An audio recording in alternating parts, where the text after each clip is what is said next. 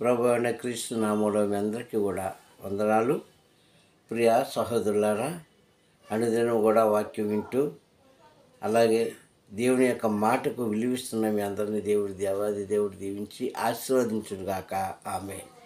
ఇక ఈరోజు వాక్య సందేశం చూసినట్లయితే తల్లి ప్రేమ అన్న అంశం మీద బైబిల్ గ్రంథంలోంచి కొన్ని మాటలు మనం చూద్దాం.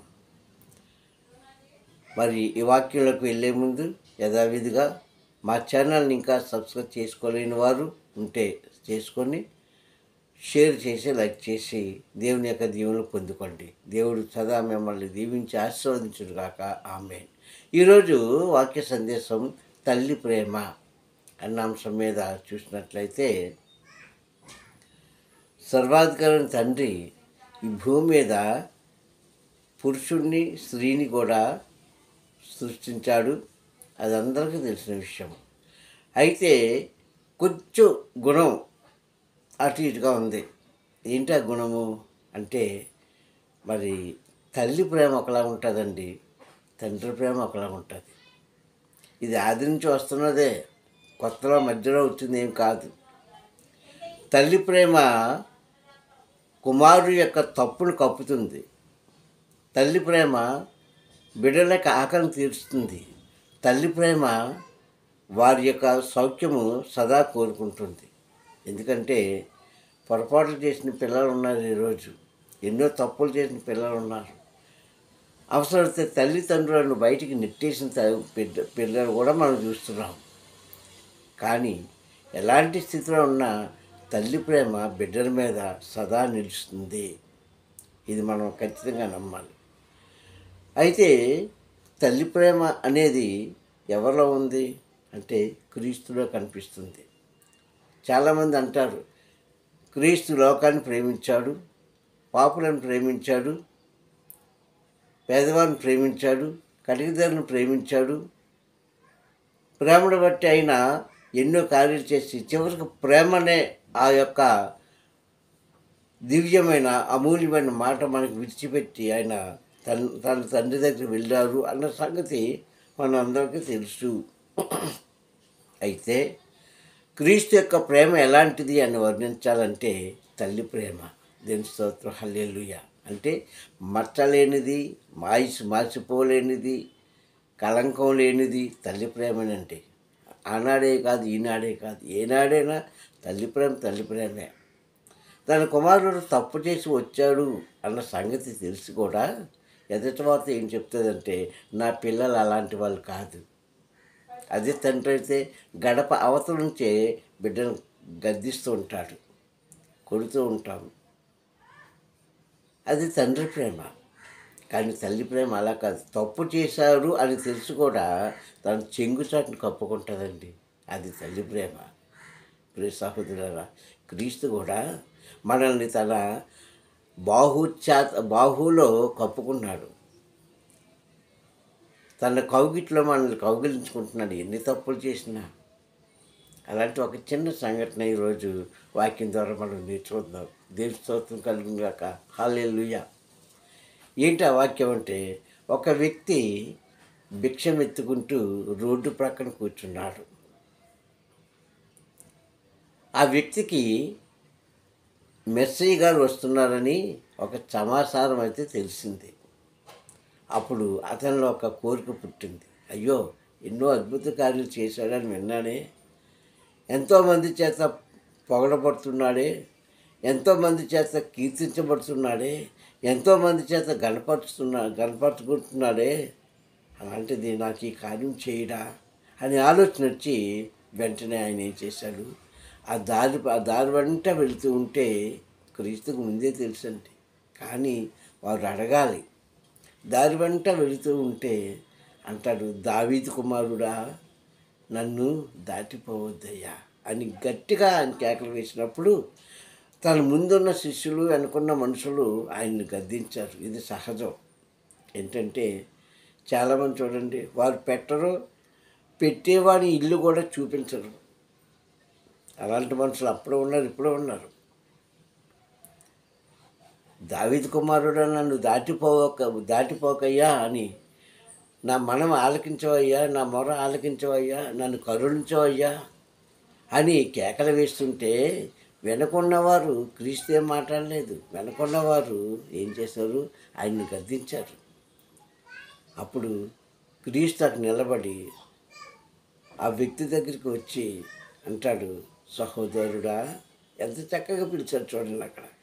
సహోదరుడా, నా నుంచి నువ్వు ఏం కోరుకుంటున్నావు అనేటప్పుడు, అయ్యా నాకు చూపు ప్రసాదించు తండ్రి అని అడిగాడు. కనికరించాడు, జాలిపడ్డాడు. కనికరించి జాలిపడి ఆయన ఏం చేశాడు? తనకు చూపును ప్రసాదించాడు. ఎంత ప్రేమ అండి!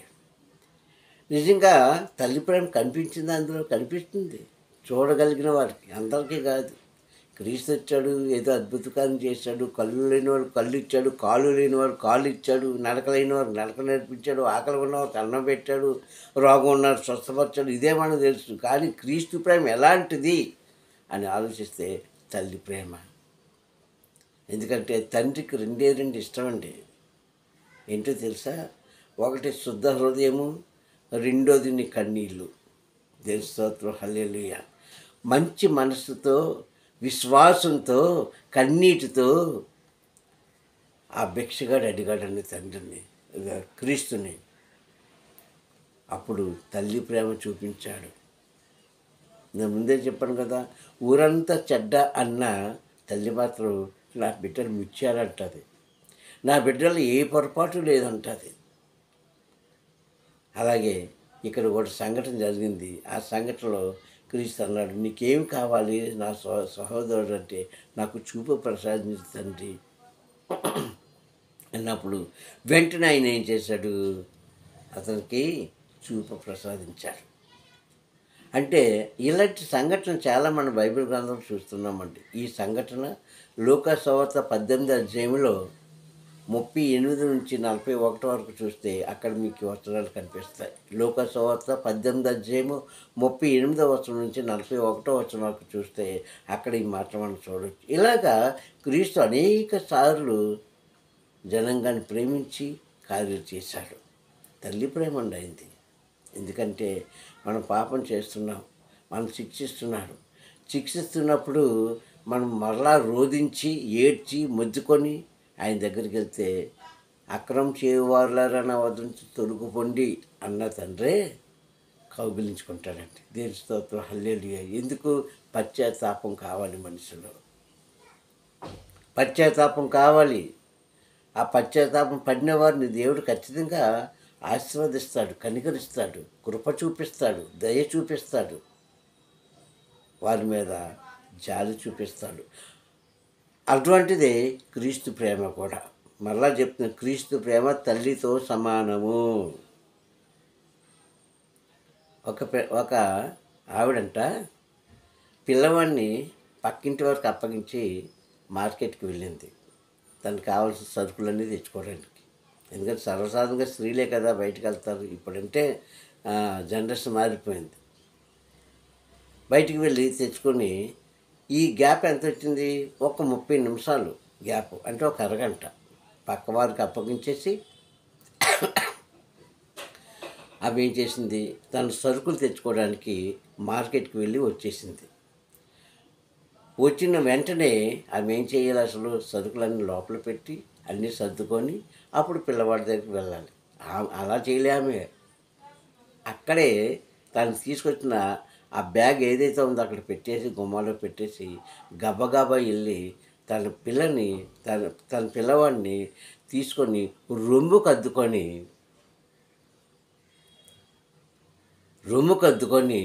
ఆనందించింది.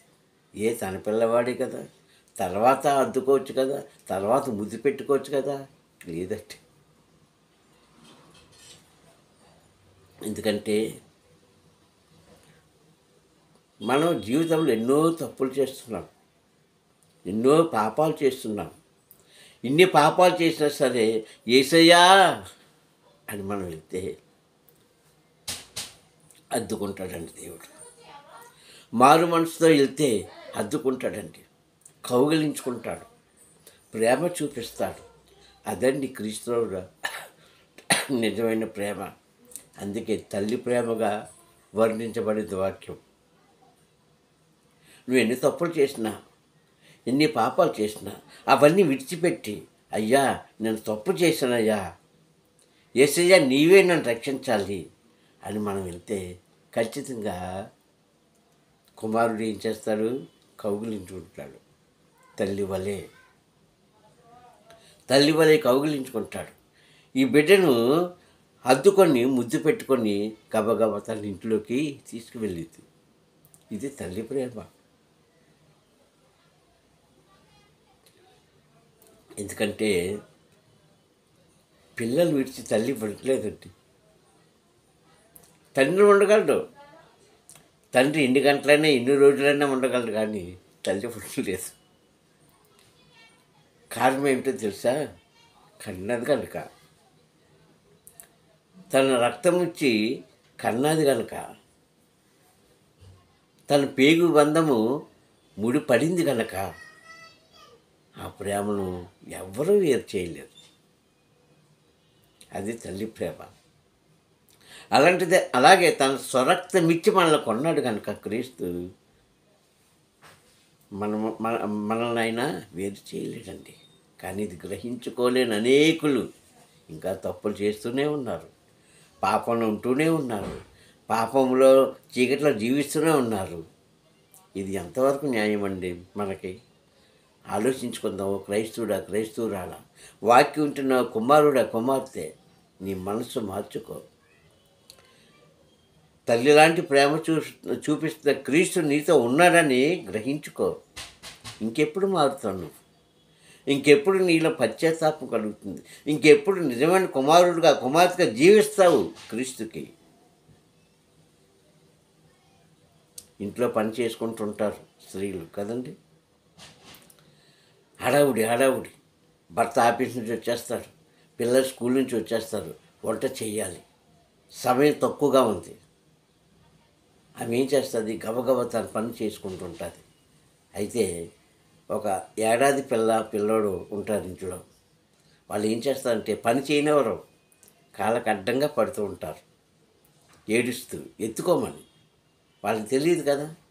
ఏడుస్తూ ఎత్తుకోమని కాళ్ళకు అడ్డుగా పడినప్పుడు తల్లి ఒకసారి 2-3 సార్లు వాడిని దూరంగా పెడుతుంది. 4వసారి టైం లేక ఏం చేస్తుందంటే ఆ కుమారుని ఒక దెబ్బ కొడుతుందండి. ఎందుకు దూరంగా వెళ్ళిపోతారు, అందరా వెళ్ళరు. మళ్ళా వచ్చి ఏడుస్తూ తన సింగులు పట్టుకుంటాడు. అప్పుడు తల్లి ఆలోచిస్తారు, నా కుమారుణ్ణి అనవసరంగా కొట్టాడే అని. తల్లి ఏం చేస్తుంది? గబ్బగబ్బా పిల్లలు తీసి భుజాన్ని వేసుకుంటుందండి, ముద్దు పెట్టుకుంటుంది. అది తల్లి ప్రేమ. ఒక గొర్రె తప్పిపోయిన గొర్రెను వెతికి తీసుకొచ్చాడు, భుజాన్ని వేసుకున్నాడు. ఆ గొర్రె మనమే.